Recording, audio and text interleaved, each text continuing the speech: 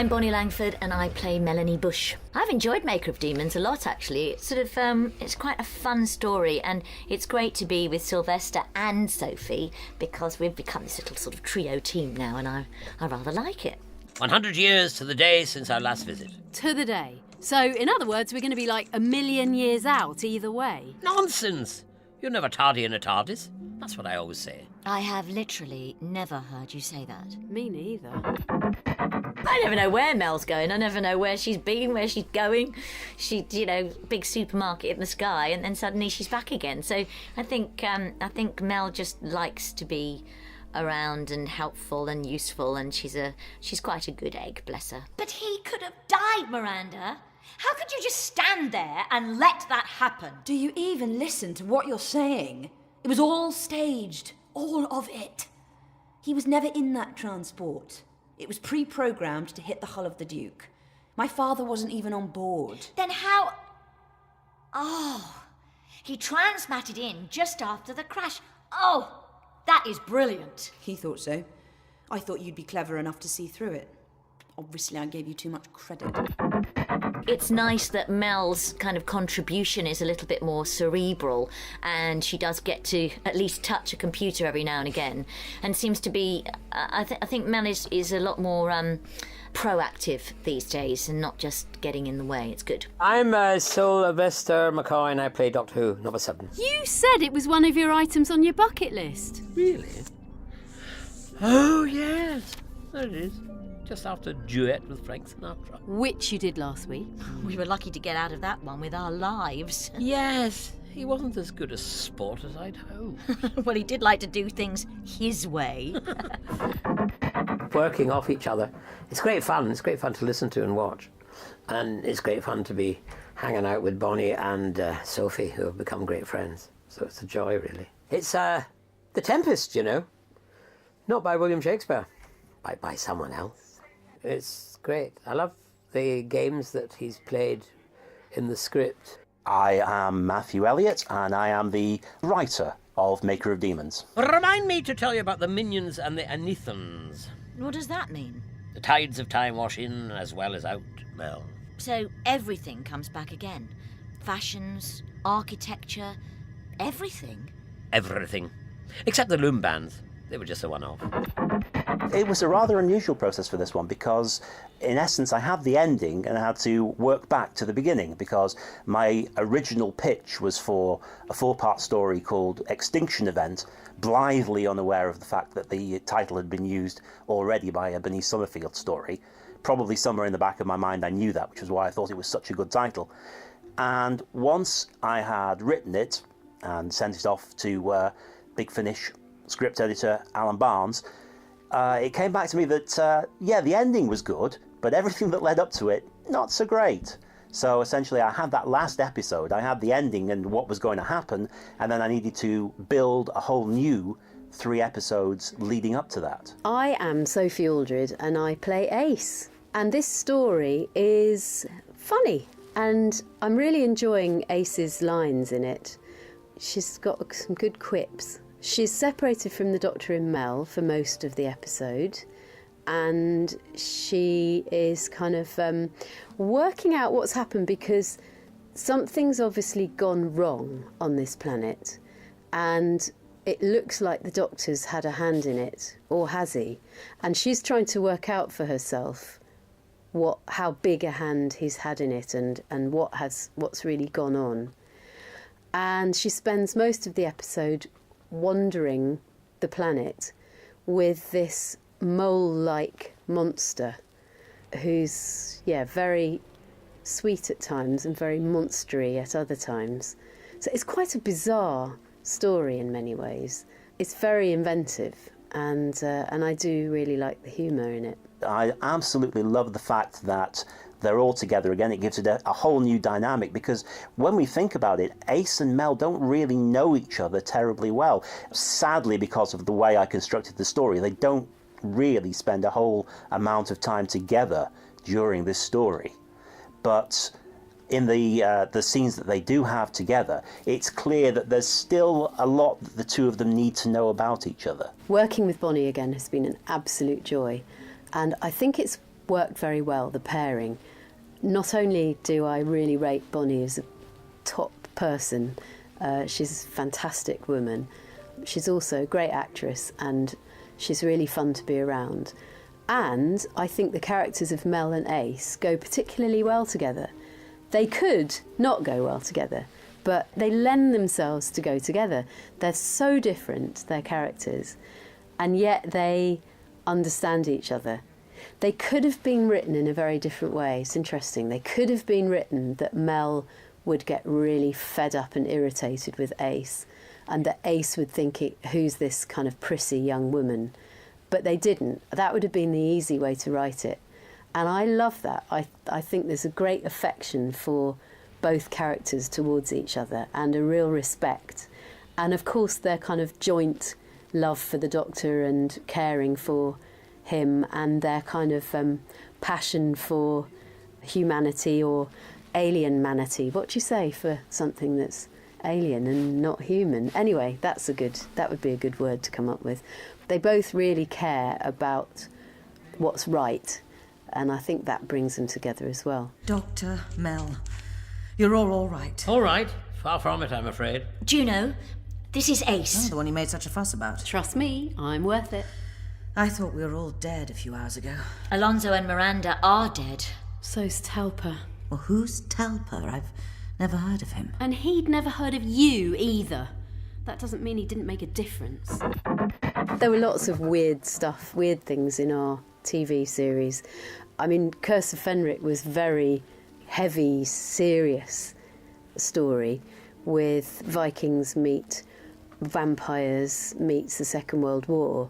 You'd never put those things together in the normal course of things. There were ones like the Happiness Patrol, which are a bit more... I think, actually, it's not a comedy, this. It's more tongue-in-cheek. I think that's what it is. It's like, Ace, I'm having to work a little hard on making her not slappable, I think, because she could very easily come across as just too wisecracky and a bit kind of annoying, really. So I hope that I've achieved that, because there's a tendency with these lines which are slightly cynical and slightly kind of making quips all the time, that they could be really irritating. So yeah, hopefully I've avoided that.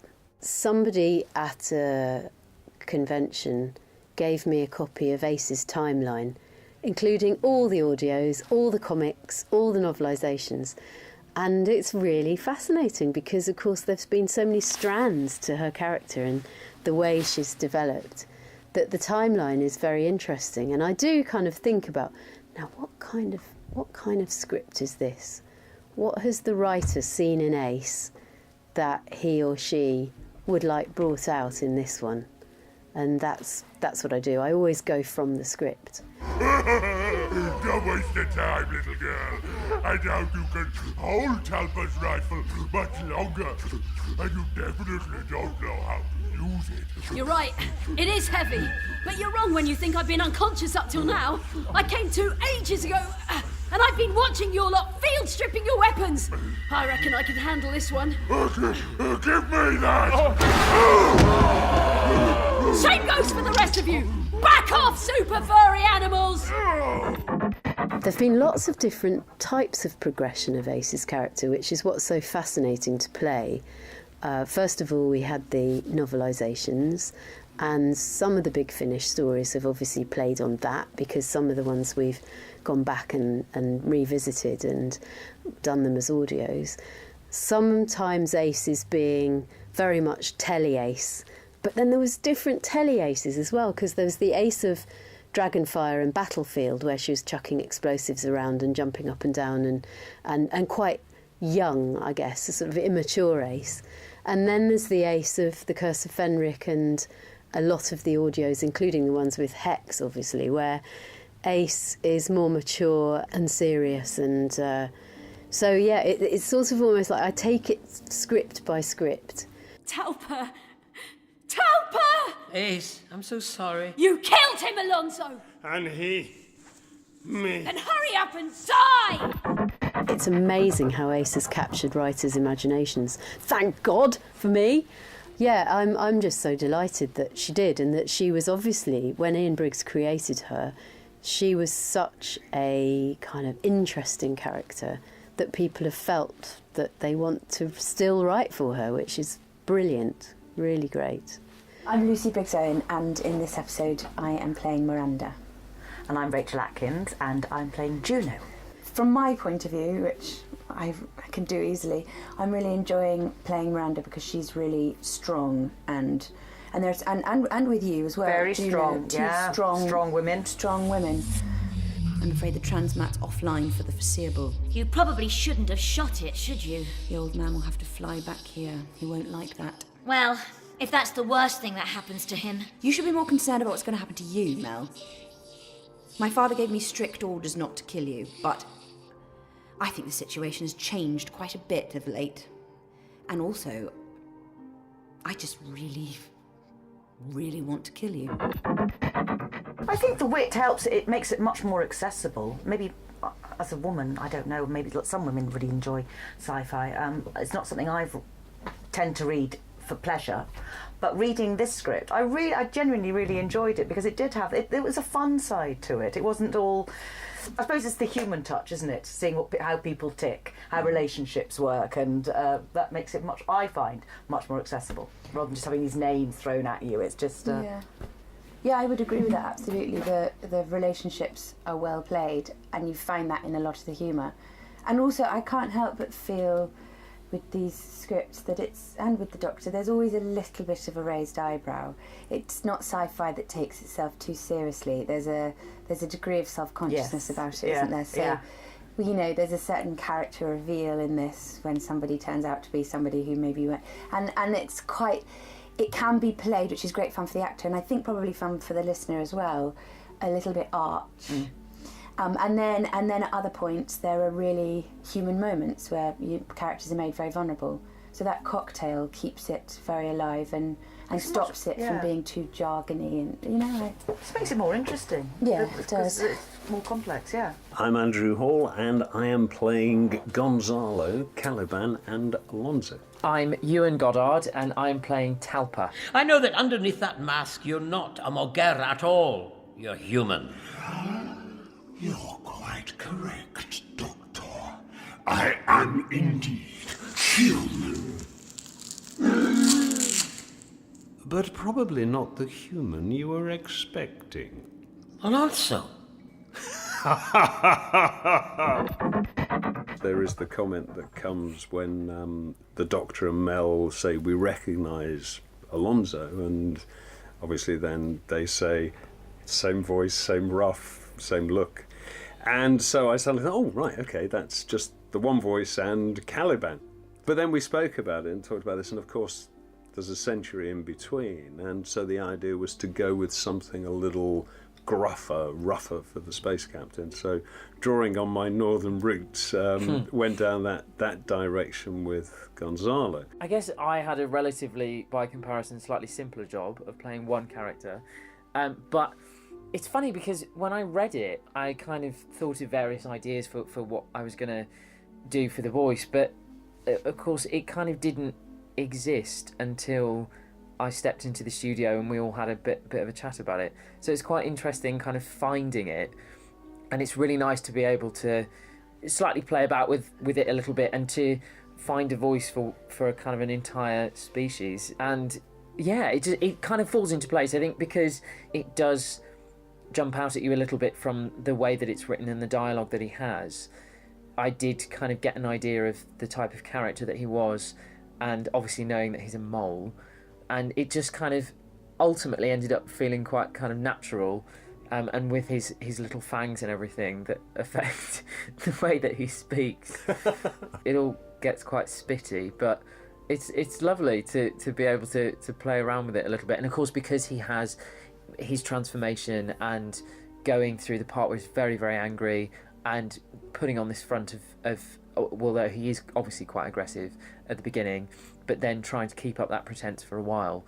And it's interesting to then be able to show his slightly nicer character that's closer to a mole than the mutation that he's become. So it's really nice to get to play with that. Hey, you! shots around here! Get away! What? Get away from here! Get away! Hey! It's all right. I'm here. Why couldn't you leave me alone? Now we're both dead. They sound rather gorgeous, actually. They get described as Moley from Wind in the Willows, and I think that sounds rather lovely. I suppose there is sort of a Gremlins type feel to it in a way, but yes, obviously they're quite lovely at first, and then grow into these huge monsters, as in a kind of Incredible Hulk type situation. I have got Wind in the Willows all wrong. Well, your mates were pretty feral, and you weren't all that friendly a minute ago either. That's why I had to shoot you. I agree. But you're not dead. Because that's not a gun. I think it's quite nice, it's quite freeing, because you don't have many rules that you have to be, as long as there's a truth to it and there's a reason for it, it's nice to be able to kind of have a go and see what works, and to really just be able to experiment with it and then find the right thing, but without ever being told that you're kind of wrong, because it wouldn't sound like that, because who knows what they sound like. That's what I like. I think that's great. So much of the time one spends as an actor is really kind of being asked to play things close to yourself, and so much of the work on certainly television drama or whatever it might be is about trying to be as real as possible, if that's the or as mundane as possible. That might be a better way of putting it. It's about being, the bloke next door or whatever. And with this, there is the fantastic freedom to pretty much, as you said, be whatever you want, because who knows what an earth-burrowing monster with a voice synthesizer is going to sound like. But underneath it, and this is where the scripts are so good as well, is underneath it, the only thing that makes it work is if the kind of intention underneath it is actually driven by the same sort of emotional need or whatever, the need to get things done, as in whether EastEnders down the pub or whatever. But it's a group of beings that want to achieve certain things, and that's the plot, and that's what drives it through. I have enjoyed our little visit. Apart from Miranda, there isn't really anybody else capable of appreciating the scale of the Milanese plan.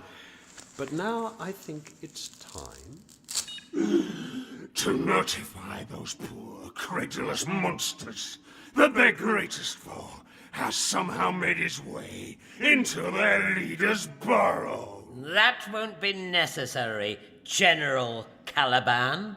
You see, they already know. What do you mean? This recording device recently came into my possession. I believe your daughter killed its inventor. Setibus. It's a clever little thing, able to transmit on all available channels. Wait! With Caliban, I mean, obviously, because of The Tempest and understanding the references to that play and this monster, and then also talking about what is needed in terms of the sort of clarity of diction, combined with a general grumpiness was one description of the villain, as it were. But to try and find something that was also very different in shape, so that when it came out of the synthesizer, it didn't sound as if it was Alonso at the other end of the synthesizer, to try and keep that revelation, that surprise for the end of the story. So hopefully that, the only slight problem with it being that I seem to have lost half of my throat at one point doing it, but apart from that. Your revels now are ended. Do you have any idea what you've done? The point is, Alonso, everyone on Prosper now knows precisely what you've done. And I think it's safe to say that they won't be happy about it. I've done not very much audio drama apart from a long time ago. I did The Red and the Black, Stendhal, kind of classic thing. And to be here doing it again has been really enjoyable, not least because everybody else in it is so good. So you kind of, working with them and watching and listening to how it's done is fantastic. Yeah, it's actually quite new for me as well. I do various other bit like audiobooks and things like that, and I just love the medium. I love the idea of telling a story that people can kind of get with their eyes shut and kind of use their imaginations. I love doing it, and doing as much of it as possible is great, but this is a lovely way to kind of start. But you're fine now, right? Only because you gave me a massive dose. When it's run its course, I'll revert. This time, there'll be no coming back for me. I'll kill everything that moves. Well, let me know when it's happening so I'll know not to move. There was somebody years ago said they preferred radio to television.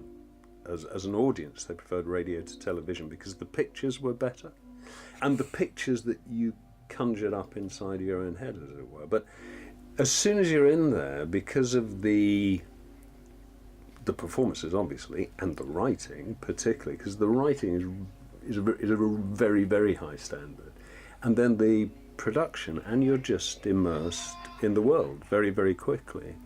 And you're immersed in the world, and you're also immersed in the story. I mean, the story carrying you through very strongly. So before coming in to work on this show, I downloaded a book from Big Finish website and had a listen. I was immersed in the world of Smile, illicit drugs and council estates and all of that. And it was, and in fact, I've still got about a third of it to listen to. So that's on the way home tonight. My first story for Big Finish was Dead to the World, which was a half-hour story and was tons of fun to write. But of course, once you get the four-parter, you've got to find enough material and enough plot for everybody to be involved at all times and just to keep things moving towards a conclusion. So I was very, very conscious that this was the real thing. We weren't playing around anymore. So, no, not an easy one, but a real steep learning curve. Take it from me, rocket packs aren't always a positive sign. And crashed spaceships are. They haven't crashed. These must be the colony ships. They just landed them here and turned them into cities. Except there's no they. I don't see or hear anyone. And no birds. There weren't any in the first place. Doctor, this isn't because of anything we did, is it? I'm asking myself the same question. I'd originally, in the second draft, I'd tried to do something with Roundheads and Cavaliers, but it was mostly just the fact that I liked the idea of seeing the Megara dressed as Cavaliers. But I think it was pretty obvious that apart from that, my heart wasn't really in the idea. It was Alan who suggested The Tempest, but I don't think he thought that I would go quite as far into it as I did. I think it was just the idea of wizards settling on a planet. And then I took the whole thing, which is why every character in the play has a title that relates to the Tempest. Pretty much every character, with possibly the exception of Ace, has a line of Shakespearean dialogue. Mel even has one. It's hard to find, but it's in there. So I challenge the listeners to find that one. I have been in The Tempest once, a long time ago. I played James the Drunken Butler. They wanted me to play Trinculo the Clown, and I thought, wow, everyone would expect me to play that part.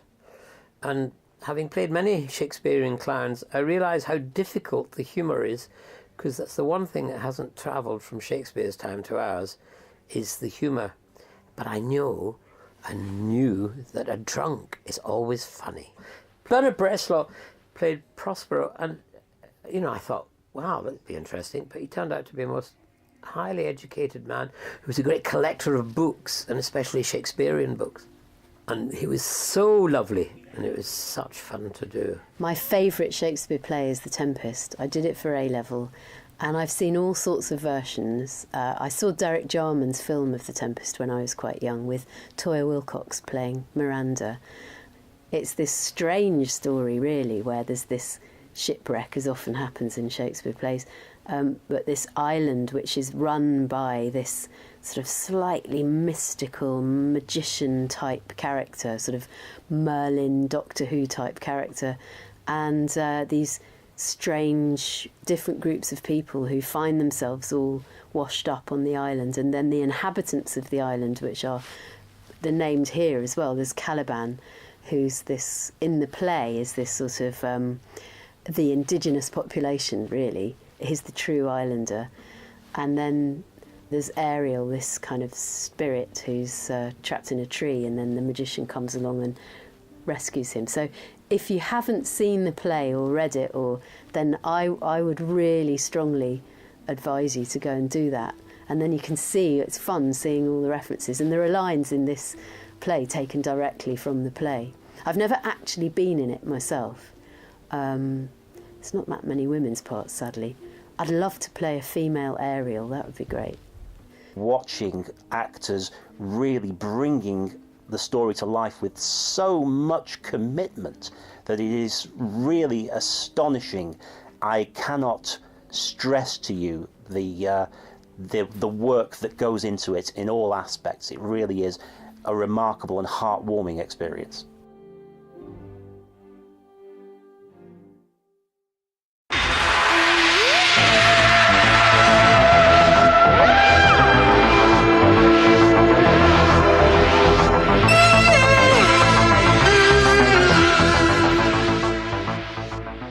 Big Finish present Doctor Who Short Trips. The Shrine of Sorrows by Julian Richards. Read by Stephen Critchlow.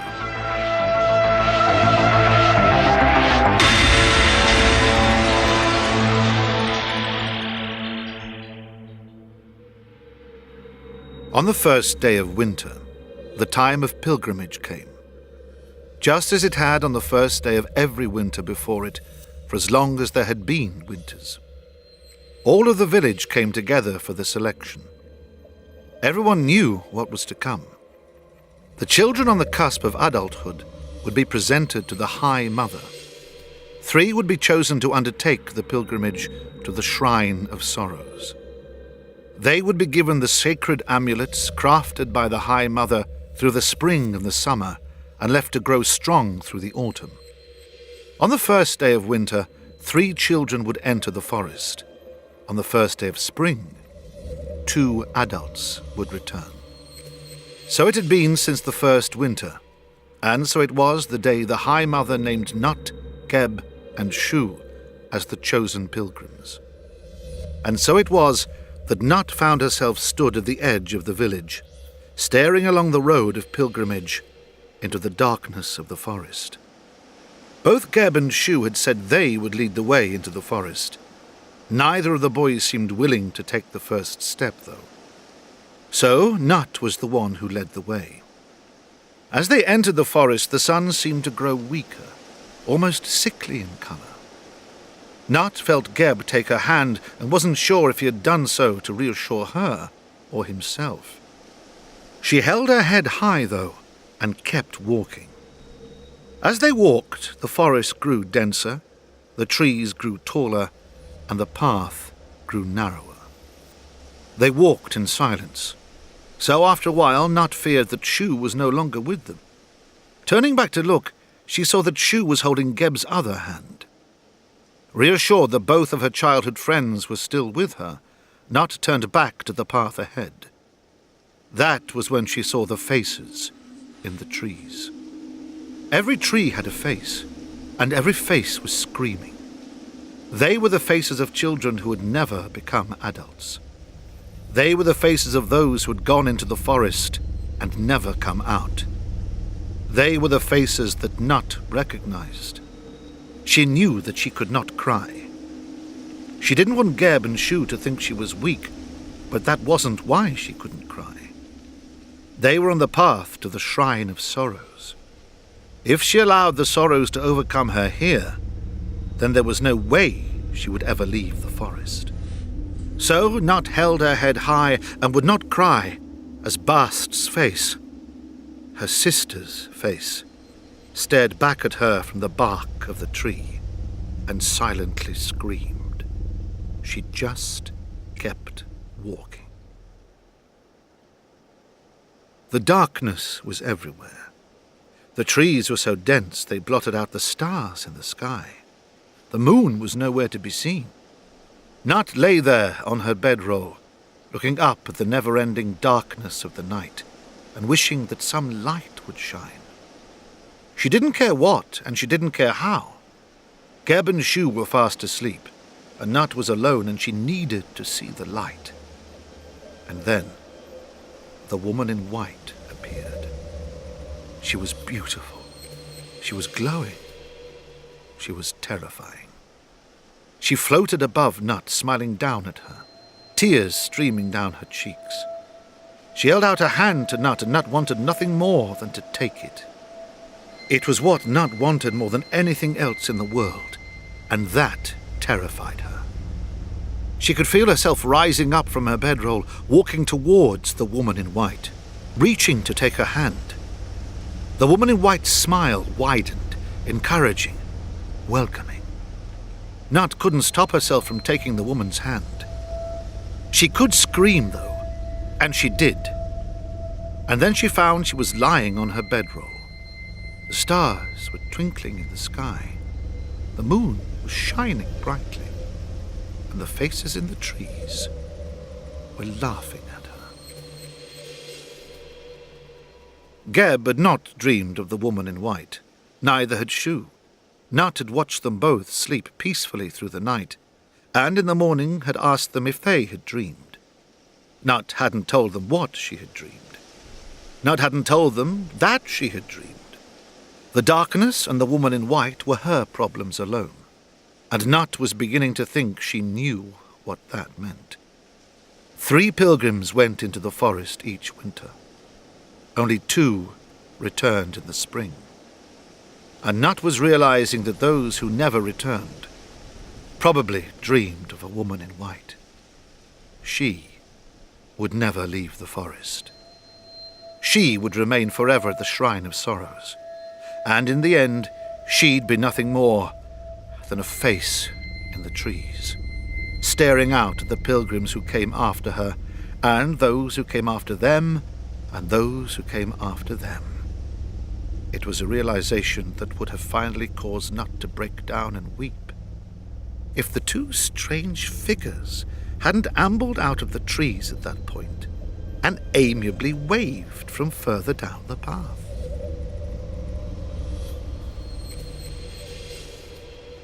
"Hello," the man had said. "I'm the doctor, and this is Ace." Ace had waved again at that, after taking a moment to adjust the bag strapped to her back. Geb had tentatively waved back. Shu had not waved. "You should not be here," he told them. "Not in the forest in winter. It isn't safe." Geb had nodded.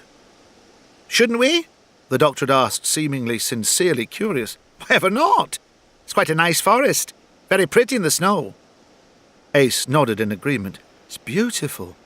Her voice seemed so full of wonder that Nut couldn't help but look around. She'd never thought to look at the forest in winter before, not really look at it. The forest was dangerous. It was the place that had taken her sister from her. It had never been beautiful before, and yet it was. In that instant, Nut knew 2 things. The first was that she had been chosen, that the Shrine of Sorrows would claim her, and Geb and Shu would be the ones who returned to the village. The second was that she didn't want to be alone. Geb, Shu, the doctor, Ace, she wanted all of them to be with her for as long as they could be.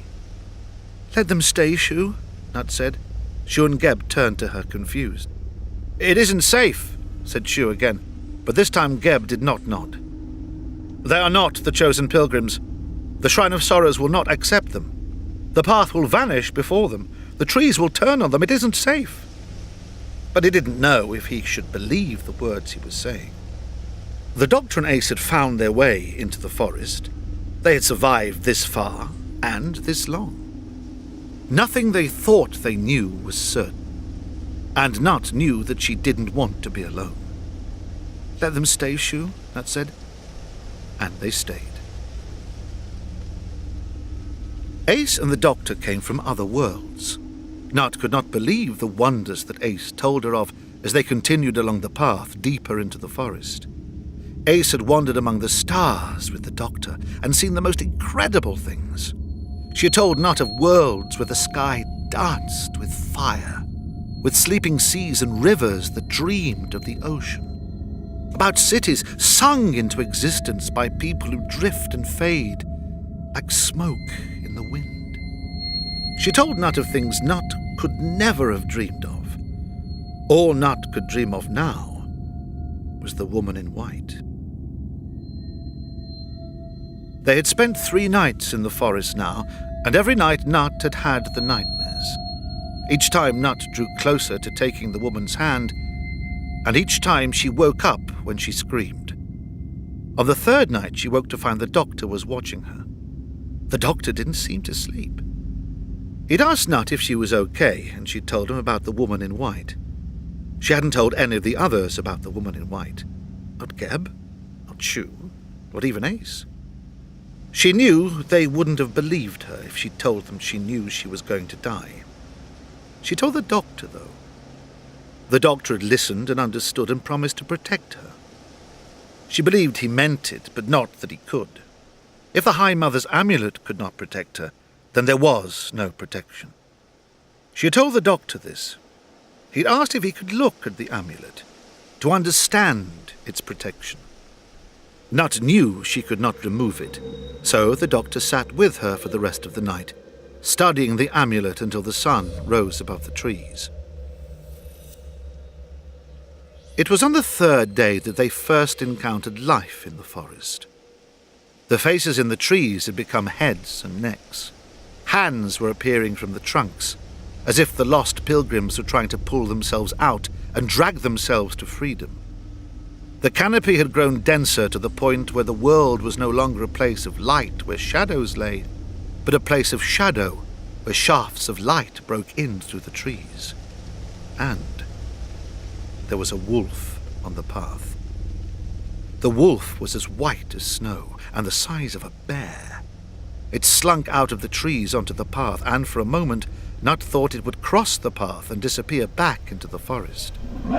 It did not. Instead, it turned to face them, growling softly. That it was soft was somehow scarier. Geb had been leading the way and stopped dead where he was. So did Nut and Shue. Nut shouldn't have been surprised that the doctor and Ace weren't afraid. Nut? Ace asked, clearly concerned by Nut's fear. What is it? The wolf, said Nut, staring at the beast on the path ahead of them. The beast stared back, seeming to look directly at Nut. Ace seemed about to say something more, but the doctor raised a hand to stop her. Looking along the path to where the wolf stood, the wolf ignored him, continuing to stare at Nut. And it was just at her, she realized. The wolf was entirely uninterested in Geb, Shue, Ace, and the doctor. Tentatively, she took a step forward. She heard Geb's sudden intake of breath as she continued walking towards the wolf. Some part of her mind registered Shue calling to her to come back. She ignored him, walking down the path as the wolf gazed back at her.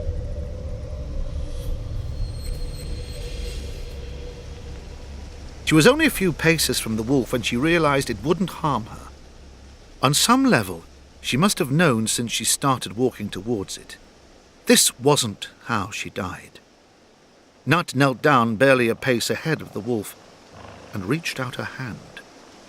For the first time since it had turned to face them, the wolf stopped growling. It took a pace forward, nuzzled against her hand, and then looked up at her. Its eyes were cold and blue and full of love.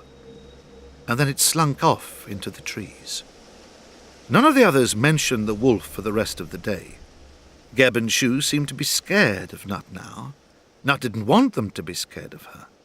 She was glad that Ace and the doctor hadn't changed how they treated her. Even if the doctor kept glancing into the trees beside them, Nut couldn't blame him. The shadowy outline of the white wolf kept pace with them throughout the day. Nut found it strangely comforting. On the 4th day, the trees started talking. The faces had become full torsos now, limbed and moving and whispering. "Go back," they whispered, "while you still can. Leave. Get out. Run." As Nut and the others walked past them, the tree people reached out for them, begging them to leave the forest in rasping, whispering voices. Nut would have thought the voices were a trick, just the blowing of the wind and the rustling of the leaves, if she couldn't see the figures' mouths move.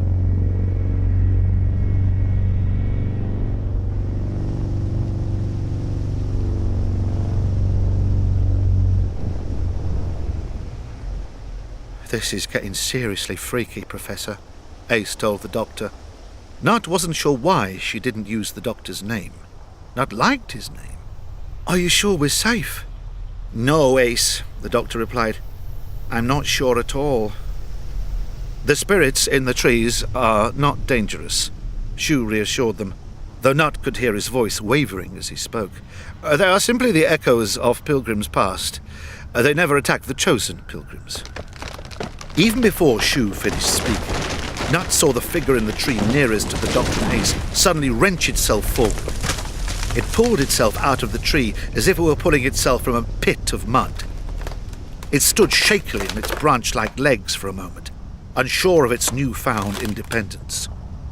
As Nut watched, branches grew out of its back, splitting and splintering. Jagged thorns grew from its arms and legs as its fingers extended into splintering wooden claws. Around it, the other tree figures began to pull themselves out of the bark.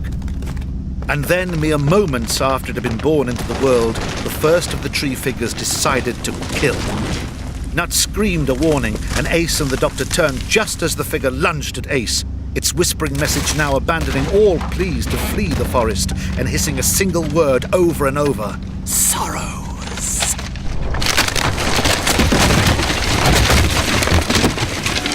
Ace managed to knock the doctor out of the path of the oncoming tree figure. She was quite proud of that, considering how fast it was moving. Now she had to contend with not only it, but the other two figures that had emerged sufficiently to attack her. They were far stronger than their emaciated frames would suggest. Ace threw the first figure off her as the second and third reached her, catching her shoulders and knocking her to the ground, their thorns drawing blood. She cursed softly at first, and then much louder as she saw the first figure pick itself jerkily off the snow where it had fallen. It shook itself, broken branch limbs snapping back into place, before turning its unmoving face back to her. It looked almost apologetic as it stalked over to her. Sorrows. It whispered as it stood above her. Sorrows. It whispered as it raised its hand above Ace's head, its wooden claws growing even longer and sharper. Sorrows. It whispered as it plunged its claws down towards her face. It wasn't able to whisper anything when Nut barreled into it, splintering it right through the waist and dropping both of its now inanimate halves into the snow. The two figures holding Ace down were momentarily distracted, which was all the time Ace needed to grab the branch limb, pinning down her right shoulder and wrench it free. The tree figure on her right fell back with a whispered shriek, giving Ace all the space she needed to roll over onto the figure, holding down her left shoulder, driving her elbow and all of her weight onto it. It splintered and lay still.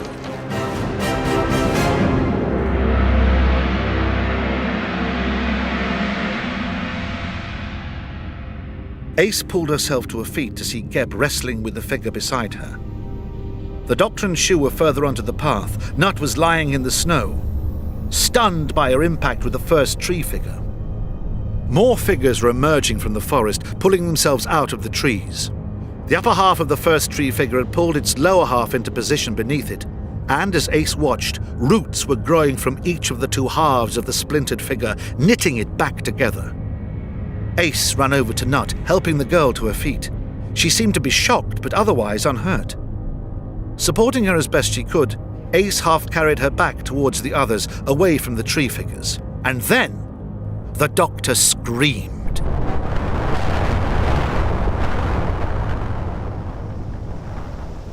Everything stopped as the doctor screamed. Every tree figure froze, and then they turned and walked back into the forest. Nut could see the doctor screaming, his hand clasped around the High Mother's amulet which still hung around Shue's neck. Shue just stood there, confused, panicked almost. Ace was stunned, bewildered, terrified.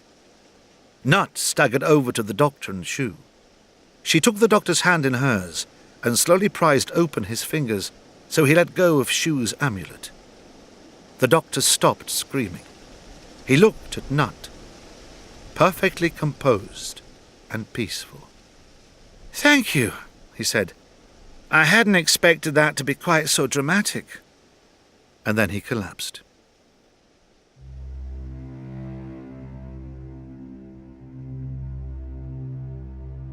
You see, your sacred amulets are in fact a set of crude telepathic inducers, the doctor told them once he'd recovered. Nut nodded as if she understood.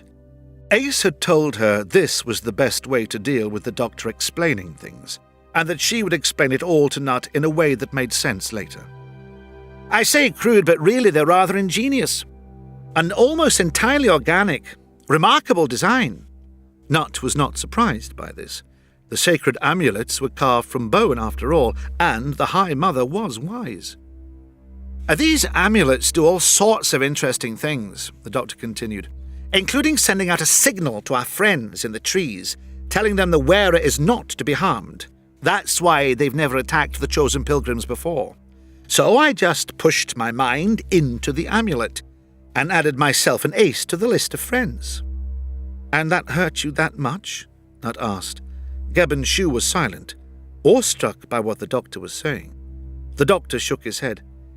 It wouldn't have done, he said, his voice grave, if mine had been the only mind in there. But something else was in there as well. Something ancient and wholly malevolent. Nut thought the forest grew darker as he said those words. She shivered. Among the trees a wolf howled. Nut, Gebb and Shu jumped in shock and fear. The doctor and Ace didn't even flinch. Nut wished once more that she could be as brave as they were. She wished she didn't have to die when they reached the shrine. She wished that she didn't have to die alone. They reached the Shrine of Sorrows at dusk on the 6th day of the pilgrimage, as every pilgrim had before them. At the heart of the forest lay a clearing. At the heart of the clearing was the shrine. It was a sunken temple of blue marble, ringed around with burning torches that made it seem to dance and sparkle in the firelight. It lay there, nestled in the snow, as Nut and the others entered the clearing. It was the most beautiful thing Nut had ever seen. It was the most terrible thing Nut had ever seen. Who lit the torches? Ace asked. Nut barely registered her question. She, Gebb and Shu, were transfixed by the sight of the great white wolf padding up the steps from the shrine's sunken doorway to stand sentinel at its entrance, waiting for them. This was it, Nut realized. This was how she died. What is it? Ace asked, seeing Nut staring. Gebb shook his head, bewildered. How did it get here before us? He asked. It was in the forest beside us. How did it get into the shrine? It's the wolf again, isn't it? Ace asked. Shu laughed at that. Of course it's the wolf, he said. Can't you see it? No, said the doctor. No, we can't. Gebb and Shu remained transfixed by the wolf, but Nut tore her gaze away and stared at the doctor in disbelief. The wolf snarled at this. The doctor's face was grave. Those amulets of yours do a lot more than just stave off the things in the trees, he told her. They project things into your mind, nightmares and fear, and a great white wolf. But that wolf is no more real than your nightmares or your fear, Nut. All you have to do is take off the amulet to see it. The wolf snarled again. Nut turned back to face it. Then she took the amulet from around her neck, and it faded away like a bad dream. As soon as he saw what she had done, Gebb removed his amulet as well. Shu took longer, but he too removed his amulet.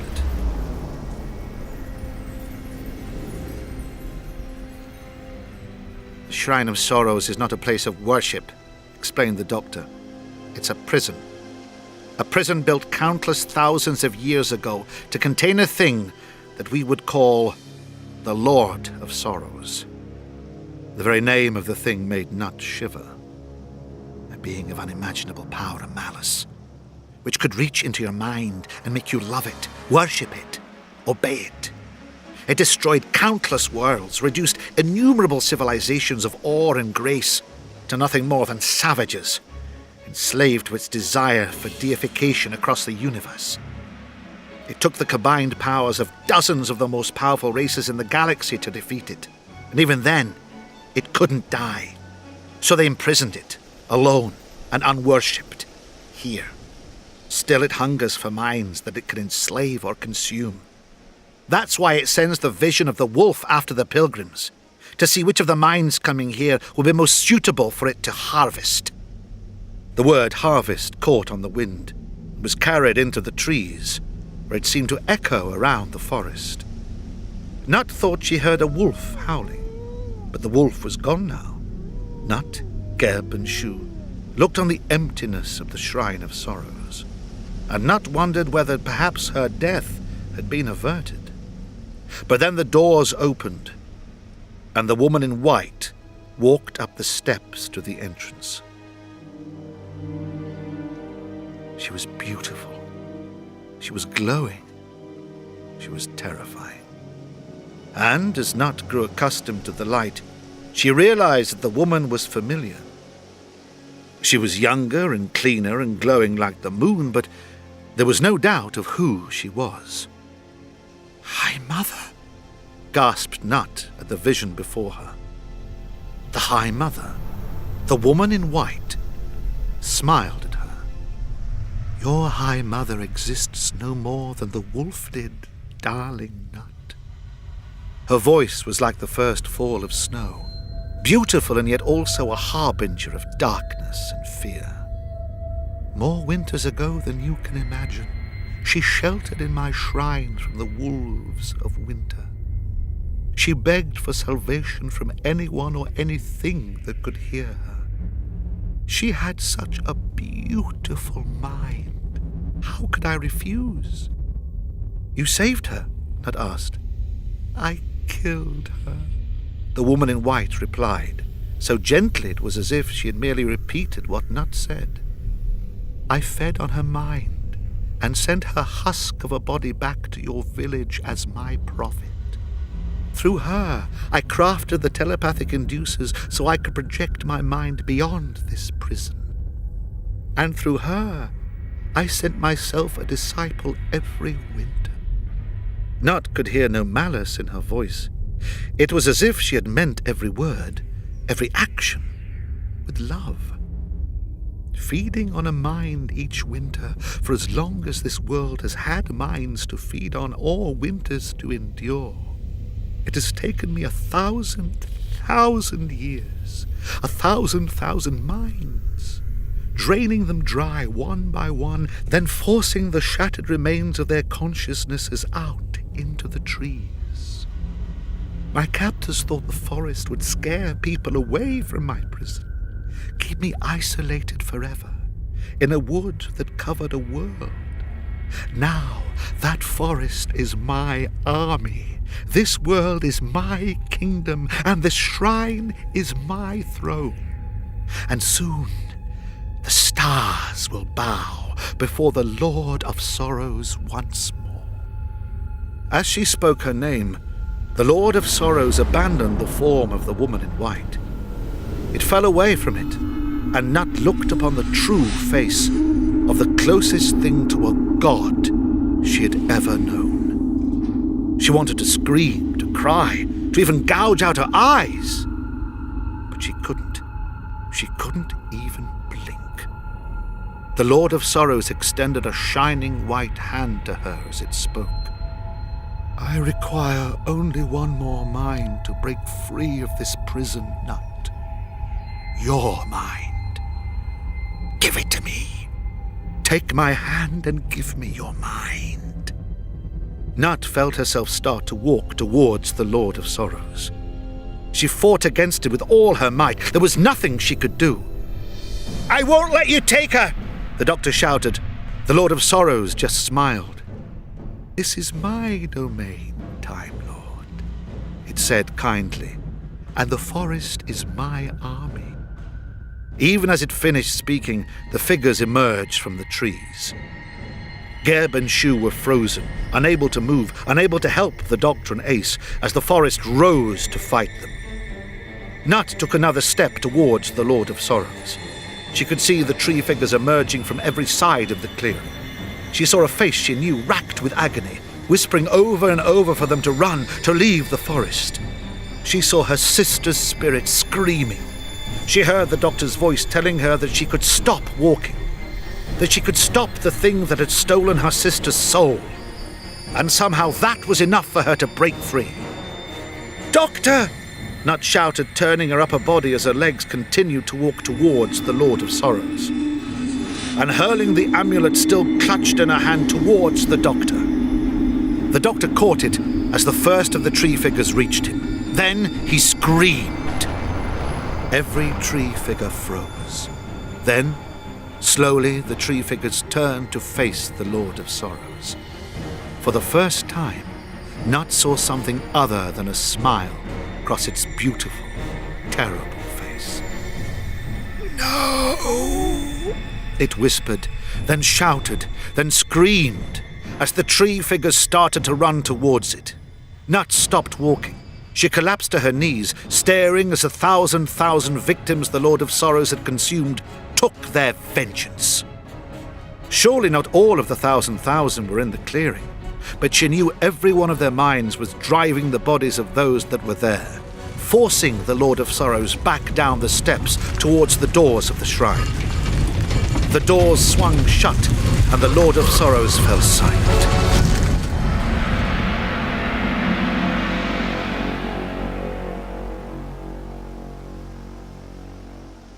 Nut felt something like a hand on her shoulder. Looking up, she saw her sister's wooden face smiling down at her. A drop of tree sap had sprung from the corner of her eye and was trickling down her face. "Rest easy, Nut, my sister," whispered the tree figure. Nut blinked back the tears in her eyes as her sister's face faded into stillness, and all that was left was a sapling, resting a branch on Nut's shoulder. "Rest easy, Bast, my sister," she said, knowing at last that Bast was in peace. Shu and Geb spent the night helping Ace unpack the Nitro 9 in her bag and setting it up around the entrance to the shrine. As the sun rose on the 7th day, Nut and the Doctor watched with them as the shrine collapsed in on itself, burying the doorway beneath the blue marble. No one would shelter there again. There would be no more harvest of minds for the Lord of Sorrows. 7 days later they returned to the village. The High Mother had vanished at dusk on the 7th day after the pilgrimage began, and now all 3 pilgrims had returned. There was uproar and confusion, and the village had turned to the pilgrims for explanation and guidance. Geb and Shu had turned to Nut. Nut had turned to the Doctor and Ace, but they had disappeared, back into the forest from whence they'd come. And so Nut had told the story. She spoke of the trees and the wolf and the path. She spoke of the Lord of Sorrows and the woman in white. She spoke of the Doctor and Ace. She spoke of her sister. And when she was done speaking, she was the new High Mother, and the winter was safe for the first time since there had been winters. On the first day of winter, the time of remembrance came, just as it would on the first day of every winter after it, for as long as there were winters. And on that day the village gathered to listen, as the High Mother retold the story of the last of the sorrowful winters. And the village gave thanks that there were no more pilgrimages, and no more fears, and no more sorrows. And the winter passed, as did the next, and the next, and the next. The forest was silent. No one ever heard the weeping of the Lord of Sorrows, and no one ever would.